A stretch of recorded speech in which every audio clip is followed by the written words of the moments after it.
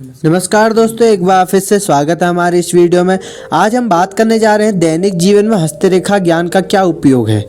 हमें अपने दैनिक जीवन में प्रतिदिन तरह तरह के व्यक्तित्व मिलते हैं, जिनमें से अनेक व्यक्तियों से हम विशेष रूप से प्रभावित होते हैं तथा उनके विषय में ज़्यादा से ज़्यादा जानने की हमारी इच्छा बलवती होती जाती है। इनमें से कुछ व्यक्तियों का हमारे जीवन पर अमिट प्रभाव भी पड़ता है। इनमें से ही कोई व्यक्ति हमें काम देता है तो किसी व्यक्ति की बहुत ऊंची पहुंच होती है तथा उसकी सलाह पर हम राज्य सरकार या केंद्र सरकार के उच्च पदों पर भी नियुक्त होने का अधिकार प्राप्त कर लेते हैं। संक्षेप में कहें तो हमारा भविष्य के लिए अनेक व्यक्तियों का सद्भाव बहुत उपयोगी सिद्ध होता है। उन्हें प्रसन्न करने तथा उनकी कृपा प्राप्त करके हम जीवन में बहुत कुछ महत्वपूर्ण प्राप्त कर सकते हैं, कर भी लेते हैं। यदि हमें उनके स्वभाव का पर्याप्त ज्ञान हो तो हम आसानी से उनकी कृपा प्राप्त कर सकते हैं। यहाँ मैं उनकी निंदा के बहाने स्तुति करने की नहीं, बल्कि अपितु उनकी गुप्त कमजोरियों का विरोध करने से बचने की बात कर रहा हूँ। इन जानकारियों के लिए आवश्यक है कि हमें हस्तरेखा शास्त्र का थोड़ा बहुत तो ज्ञान होना ही चाहिए, और पूर्ण ज्ञान हो तो बहुत अच्छी बात है। मैं यहाँ हस्तरेखा के सूक्ष्म अध्ययन की बात नहीं कर रहा, बल्कि हथेली के आकार, अंगुलियों तथा अंगूठे की स्थिति के द्वारा तुरंत जानकारी प्राप्त करने की स्थिति पर प्रकाश डालना चाहता हूँ।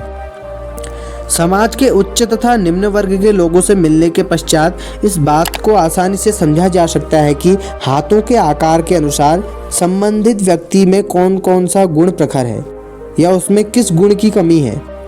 केवल एक सरसरी निगाह डालने भर से ही आपको उस व्यक्ति के विषय में सब कुछ पता चल जाएगा।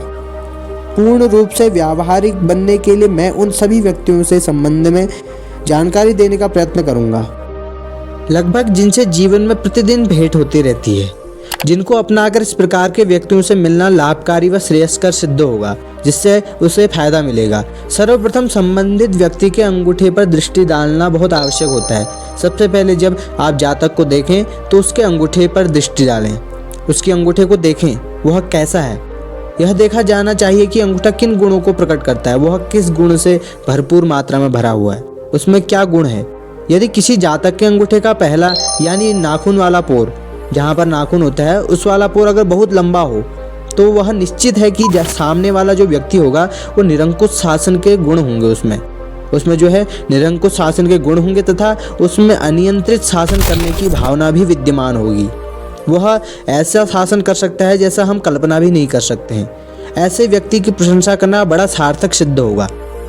उसकी प्रशंसा काफ़ी सार्थक सिद्ध होगी, क्योंकि वह झूठी प्रशंसा को भी सत्य ही समझता है, और जब उसकी हम झूठी प्रशंसा भी करेंगे तो उसे लगेगा कि यह सत्य ही है। अत्यंत विनम्र बने रहकर भी ऐसे व्यक्ति से अपना मनोरथ सिद्ध किया जा सकता है।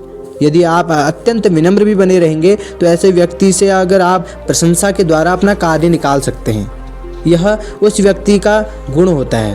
और दूसरी बात, यदि किसी जातक के अंगूठे के पहले पोर का आकार मध्यम हो तो यह निश्चित है कि उस व्यक्ति में अकर्मण्यता का आवेग होगा।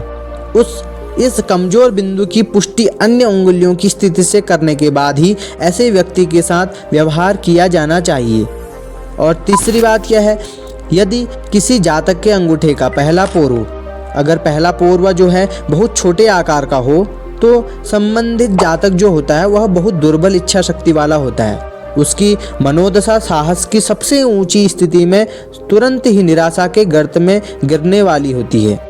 उसकी निर्णायक शक्ति अत्यंत दुर्लभ तथा उसे किसी एक बिंदु या मार्ग पर लाना बहुत ही कठिन होता है। ऐसी दशा में जातक के लिए अपनी ऊर्जा व बल का प्रदर्शन करना उचित रहेगा। यदि प्रयोजन के लिए अनुकूल हो तो क्रोध प्रकट करने में भी कोई हानि नहीं होगी। ऐसे व्यक्ति को लड़कर भी जीता जा सकता है। अगर उससे थोड़ी बहुत लड़ाई भी हो गई तो उसमें निश्चित आपकी जीत पक्की है। तो यह अत्यंत जो जातक का अंगूठा का पहला पोर बहुत छोटे आकार का होता है, उसका यह गुण होता है। तो इसमें क्या है कि अगर आप उसमें छोटी छोटी बातों में उससे लड़कर या झगड़कर भी अपना कार्य मनवाना चाहें तो वह इस चीज़ का बुरा नहीं मानता है और इस बात को वह मान लेता है। और चौथी बात क्या है, यदि किसी जातक के अंगूठे के पहले पोर का आकार छोटा होने के साथ ही चौड़ा भी हो, यदि पहला आकार अंगूठे का जो है पोरवा छोटा हो और चौड़ा भी हो तो ऐसे जातक की इच्छा शक्ति अत्यधिक दृढ़ होती है। वह इच्छा शक्ति का धनी कह सकते हैं हम उसे। यदि वह पोर अत्यंत चौड़ा हो तो ऐसी दृढ़ इच्छा शक्ति कुछ और न होकर व्यक्ति की अकड़ तथा प्रायः मूर्खता से भरी जिद होती है। उसमें ऐसी अकड़ता होती है, वह प्रायः मूर्खता ही होती है उसकी। वह मूर्खता से भरी जिद कह सकते हैं हम उसे। यह प्रसंग अन्य सभी से कठिन सिद्ध होगा। इसमें सफलता प्राप्त करने की संभावना केवल तब ही रहती है जब ऐसे व्यक्ति को इस बात से आश्वस्त कर दिया जाए कि आपके विचार भी ठीक उसी के समान हैं। इस प्रकार आप उसको उस सीमा तक प्रसन्न कर सकते हैं कि इच्छित परिणाम की प्राप्ति हो जाए, यानी उसे कुछ प्राप्त हो जाए, वहाँ तक उसे आप अगर प्रसन्न रख सकते हैं तो यह आपका ही इसमें कार्य बनने वाला है। एक बात और है, यदि किसी जातक का जो पहला अंगूठा का पोरवा होता है वह कांच की गोली की तरह हो, कंचा आपने देखा होगा, जैसे कंचे का गोल आकार होता है, ठीक उसी प्रकार आकार हो और वह चौड़ा हो, पोर जो है चौड़ा हो, तो यह जातक के उग्र स्वभाव यानी कि वह बहुत आक्रामक गुस्सैला होगा तथा हठी स्वभाव का सूचक है। वह छोटी छोटी बातों में अपनी बात मानेगा और उससे हटना नहीं चाहेगा, काफ़ी हठी होगा।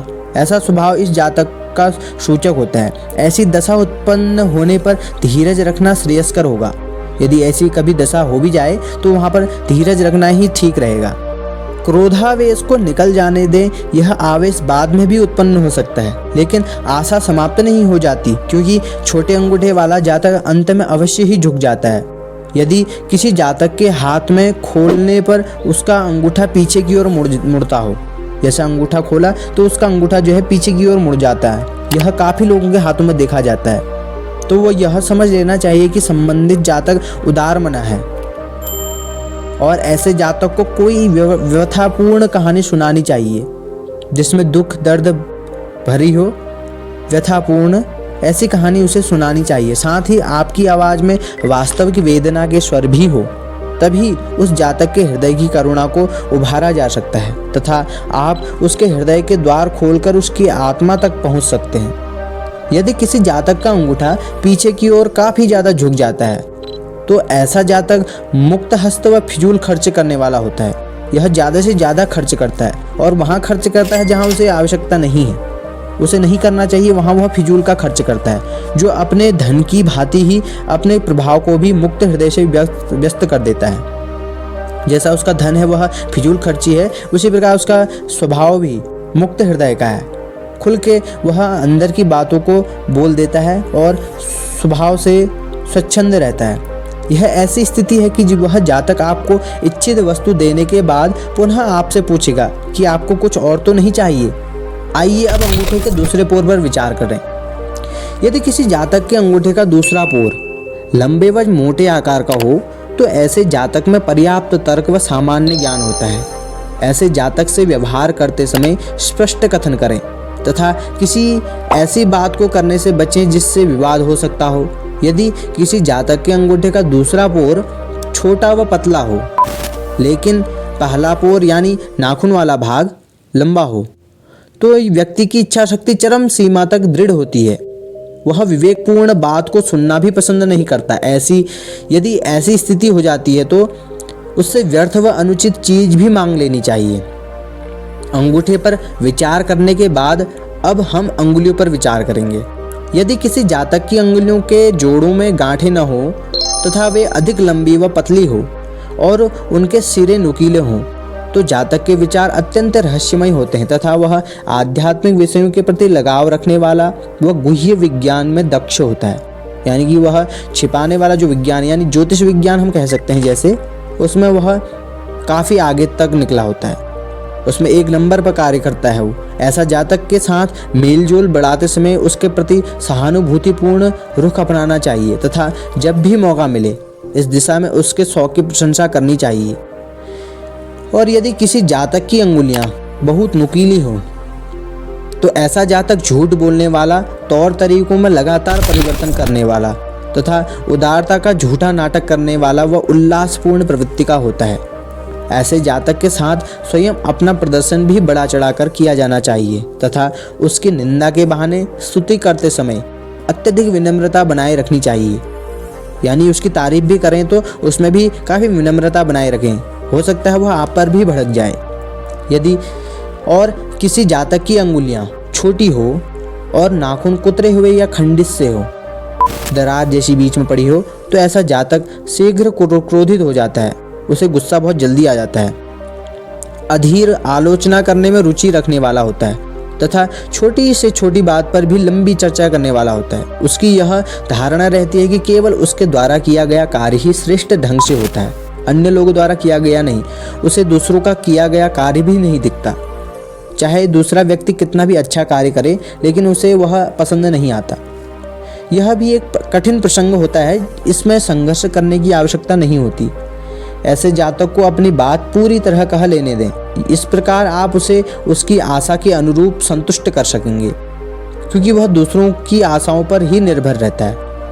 और फिर यदि किसी जातक की अंगुलियां वर्गाकार सिरों वाली हो, यानी कि वर्ग जैसा बना हो अंगुलियों के नाखून में, या अंगुलियां भी उसी आकार की हो, तो आपके समक्ष एक सत्यनिष्ठ व बुद्धिमान व्यक्ति होगा। ऐसे व्यक्ति से व्यवहार करते समय विनम्रता व सत्यता से काम लें। चकोर जिसका वर्गाकार अंगुलियां होती हैं जिनकी, वह बहुत सत्यप्रिय व्यक्ति होते हैं तथा उनकी बातों को स्पष्ट व संक्षेप में कहें। ऐसी अंगुलियों वाले जातक में उचित कार्य भावना विद्यमान रहती है, इसलिए उससे वास्तविक आधार पर ही बात करना आवश्यक है। विनम्रता द्वारा किसी सज्जन व्यक्ति की धारणा पर हस्तक्षेप नहीं करना चाहिए। ऐसी अंगुलियां व्यवस्थित व सही विवेक की भावना का द्योतक होती हैं। आपके लिए शांति से बात करना बेहतर होगा तथा बात को केवल संबंधित बिंदु तक ही सीमित रखना उचित होगा और अपने सभी तर्कों को बुद्धिमत्ता पूर्वक ही आगे बढ़ाएं। अब बात करते हैं स्पून के आकार की जिसकी अंगुलियां होती हैं। यदि किसी जातक की अंगुलियां चमचाकार हो, चम्मच की तरह, स्पून की तरह हो, अर्थात यदि वह सिरों पर चौड़ी हो, तो आपके सामने वाला व्यक्ति काफी स्वतंत्रता प्रिय होता है। ऐसे विशेष प्रेम रखने वाला होगा स्वतंत्रता से। यदि आप दुर्व्यवहार की निंदा करें तथा एक सही मौलिक आचरण वाले जातक की तरह सुधारों की बात करें, तो वह अवश्य प्रसन्न हो जाएगा। ऐसी चमचाकार अंगुलियां खेल कूद के प्रति रुचि रखने वाले व्यक्ति की भी होती हैं, जो अत्यधिक भ्रमण प्रिय होता है तथा बिना थके निरंतर कार्य में व्यस्त रहता है। ऐसे व्यक्ति के साथ खेल कूद की बातें करने में संकोच न करें तथा दौड़ने व मुक्केबाजी आदि खेलों पर भी पर्याप्त बात करें। स्वयं को एक ऐसा व्यक्ति दर्शाएं जो थकान शब्द को जानता ही नहीं हो, थकान शब्द उसकी जिंदगी में ही ना हो, तो तथा व्यवसाय व मनोरंजन दोनों में अग्रणी रहता हो और मनोरंजन में वह काफ़ी प्रिय है, ऐसा आपको जताना होगा। और साथ ही क्या है, उसे खेल बहुत पसंद है। ऐसे व्यक्ति को तो खेल कूद की बातें उसके सामने रखें तो वह काफ़ी प्रिय और काफ़ी, यदि किसी जातक की दूसरी अंगुली विशेष रूप से चमचाकार हो, तो ऐसे जातक की प्रवृत्ति दूषित होती है। उसके साथ व्यवहार करते समय स्वयं को भी जीवन के कठोर संघर्षों से दुखी बताना ही बेहतर रहेगा तथा उसे अपने जीवन के दुखमय अनुभवों के बारे में धीमी आवाज में बताना अत्यधिक प्रभावी सिद्ध होगा। ऐसे जातक को आप अपने जीवन के सारे दुखड़े उसे धीमी आवाज में बताएं, तो वह आप पे जल्दी ही विश्वास कर लेगा। यदि किसी जातक की अंगुलियां अत्यधिक चमचाकार हो, तो ऐसा जातक भगवान में विश्वास करने वाला नहीं होता और संभव है कि वह एक समाजवादी अथवा तानाशाह हो। अतः एक नास्तिक से अधिक समाजवादी या एक तानाशाही बनकर ही आप उसका समर्थन प्राप्त करने में सफल हो सकते हैं। यदि किसी जातक की प्रत्येक अंगुली का पहला या ऊपरी जोड़ गांठदार हो, उसमें गांठ जैसी बनी हो, तो ऐसा जातक दार्शनिक मस्तिष्क वाला होता है। ऐसे दार्शनिक मस्तिष्क वाले जातक को किसी भी प्रकार की जटिल समस्या का कारण बताने में किसी प्रकार का संकोच नहीं करना चाहिए। यदि किसी जातक की प्रत्येक अंगुली के बीच तथा नीचे के पोर का दूसरा जोड़ अत्यधिक गांठदार हो, तो ऐसे जातक अत्यधिक व्यवस्थित तथा व्यवसाय संबंधी संपूर्ण विवरण को प्रतिक्षण अपनी स्मृति में रखने वाला होता है। ऐसी स्थिति में आप अपने को एक ऐसा उच्च कोटि का व्यवसायी दर्शाने का प्रयत्न करें जो वर्गीकरण के साथ ही अत्यंत सूक्ष्म व्यवस्था का भी ध्यान रखता है। ऐसे जातक अपनी वेशभूषा के प्रति बहुत सावधान रहते हैं तथा अपनी आदतों में अत्यधिक व्यवस्थित रहते हैं। ऐसी स्थिति में आपकी वेशभूषा बड़ी सावधानी के साथ पहनी हुई होनी चाहिए, आवश्यक है, ताकि आपको ये देखते ही ऐसा लगे कि आप एक विशिष्ट कोटि के व्यक्ति हैं। यदि किसी जातक की अंगुलियां अत्यधिक लंबी हों तो व्यक्ति प्रत्येक बात के विवरण के लिए अत्यधिक व्यग्र रहता है। वह निश्चित रूप से अपनी ऊर्जा किसी एक या दूसरे प्रकार के सूक्ष्म वर्गीकरण को खोजने में लगाता है। ऐसा व्यक्ति सिर से लेकर पैर तक अपना निरीक्षण करता है तथा आपके चेहरे या मुखाकृति की छोटी से छोटी त्रुटि को भी ध्यानपूर्वक देखता है। ऐसे जातक के साथ पूरी तरह तैयार होकर ही निरीक्षण के लिए जाना ठीक रहता है, क्योंकि वह केवल उसी व्यक्ति को महत्व देता है जो उसे अपने ही समान बाहरी लक्षणों वाला दिखाई देता है। यानी वह हाव भाव बोलचाल में उसी का जैसा अगर करे तो वह तभी उसे ठीक लगता है, वरना उसके साथ वह बैठना उठना, उसके साथ बोलना वह पसंद नहीं करता। यदि ऐसा जातक छोटी अंगुलियों वाला हो तो वह केवल साधारण निरीक्षण ही किया करता है तथा पूर्ण विवरण के प्रति तटस्थ रहता है। ऐसा जातक, उसके पास जाते समय वेशभूषा पर विशेष ध्यान देना आवश्यक है, और ऐसे व्यक्ति के पास तो आवश्यक नहीं भी हो तो चलता है, लेकिन ऐसे जातक से आग्रह करते समय शीघ्रता से काम लेना चाहिए तथा अपनी बात संक्षेप में कहनी चाहिए, अन्यथा वह उब जाता है तथा आपकी उपेक्षा कर बैठता है।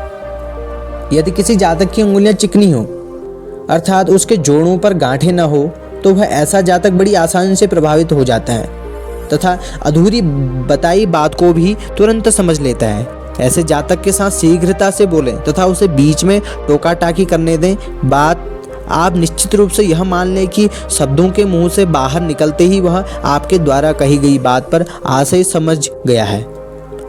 जड़ के पास भीतर की ओर मोटी अंगुलियां जहां वे हथेली से जुड़ती हैं, शालीनता पूर्वक जीवन यापन करने वाला स्वार्थ भावना तथा सांसारिक पदार्थों के प्रति व्यक्ति के अनुराग का संकेत देती हैं। ऐसे जातक के साथ सुख के उन क्षणों की बात छेड़नी चाहिए जिनको आप बिता चुके हैं या बिताने की इच्छा रखते हैं। उसको बढ़िया श्रृंगार पीने को दें और यदि हो सके तो उसे अपने घर दावत पर भी बुलाएं तथा अपने आप को हर प्रकार से एक सांसारिक व सुख भोगी व्यक्ति दर्शाने का प्रयत्न करें। इस बात को सदा ध्यान में रखें कि यदि व्यक्ति की तीसरी अंगुली चिकनी व सिरे पर चमसाकार हो, स्पून की तरह हो, तो ऐसा जातक प्रकृति की सभी सुंदर वस्तुओं व कला का प्रेमी होता है। ऐसे जातक के सामने चित्रकारी, शिल्पकला, संगीत या साहित्य में से किसी भी जिस भी और उसका झुकाव नजर आए आपको, उससे संबंधित बात करने में संकोच न करें। उसके प्रति आप जरूर ही बातचीत करना शुरू करें। यदि वह संगीत का उसका झुकाव ज़्यादा नज़र आता है आपको संगीत के प्रति, तो संगीत के बारे में ही कोई गाने या फिल्मी गाने कुछ भी आपको उससे चर्चा करने में कोई झिझक नहीं करनी चाहिए। अब बात करते हैं यदि किसी जातक की तीसरी अंगुली दूसरी अंगुली के बराबर लंबी हो। यह ज़्यादातर देखा जाता है, दूसरी अंगुली जो है तीसरी अंगुली के बराबर हो तो यह उसके जुआरी होने का प्रबल संकेत होता है। ऐसा जातक कारोबार में जोखिम उठाने व खतरनाक देशों की साहस भरी यात्राएं करने में विशेष रुचि रखता है।